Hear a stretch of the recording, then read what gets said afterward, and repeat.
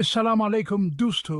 आज हम एक दिलचस्प कहानी के जरिए ये समझने की कोशिश करेंगे कि 95% दानशमंदाना फैसले आसान ख्यालात से क्यों पैदा होते हैं।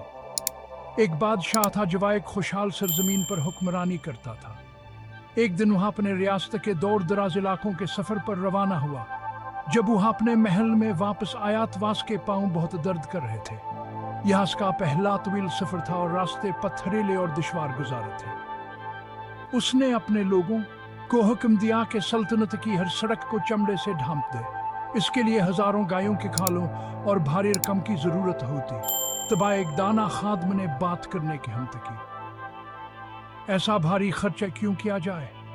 क्यों न सिर्फ अपने पैरों को चमड़े के एक छोटे से टुकड़े से ढांप लिया जाए?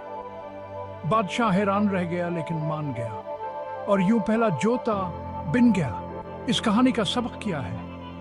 दुनिया को एक बेहतर जगह बनाने के लिए अपने आप को, अपने दिल को बेहतर बनाने से आगाज करें, दुनिया को नहीं।